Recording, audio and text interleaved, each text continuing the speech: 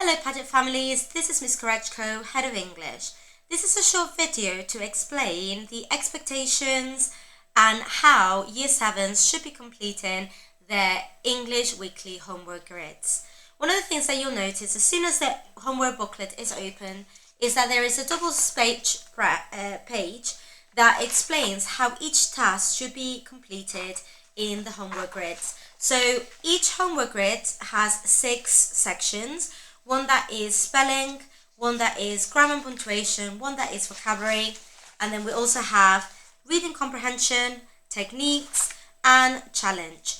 Now, all of these tasks are there to ensure that pupils are revising knowledge that they may have acquired in primary school or that they are equally acquiring in their study with us in Year 7.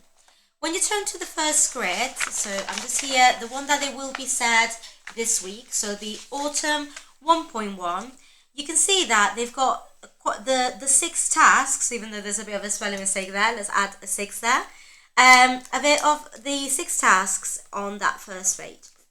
So the first one is about spelling. They have to select which is the correct spelling. Then they've got a grammar and punctuation, add the missing punctuation. So they have to add maybe capital letters, maybe full stops, maybe commas, because that's the punctuation that's missing. Then they've got the word refugee. Now, one of the books that they're doing in this term is Bird and Sparrow, and therefore refugee is one of those important words that they need to know to understand the text. Then there is a very short little bit of reading comprehension. So what can you infer about the place and people from the extract? So they've got a little bit of an extract, and they need to learn what they infer or what do they learn.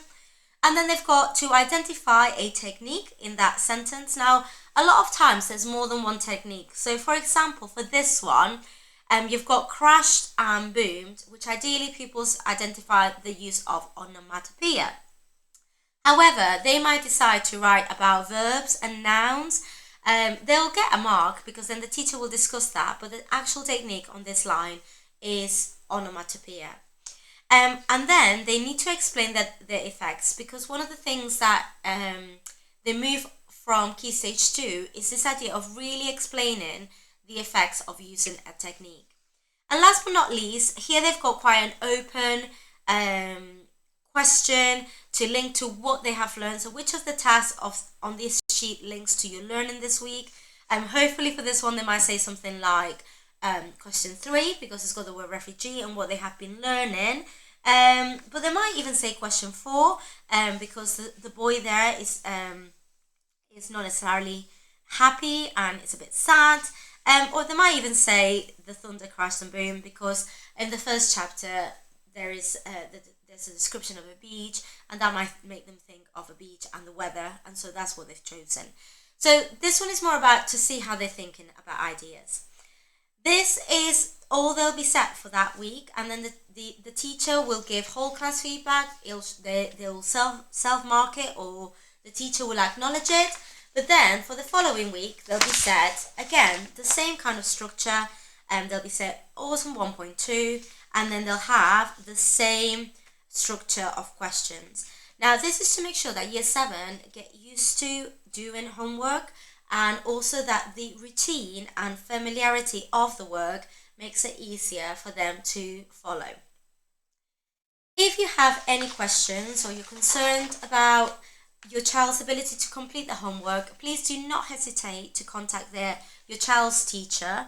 But also, you can contact myself on c.korechko@paget.staff.shu.uk. Okay, the first point of call should really be your teacher who knows them really well. But if you want some further help, please do not hesitate to contact me. Thank you.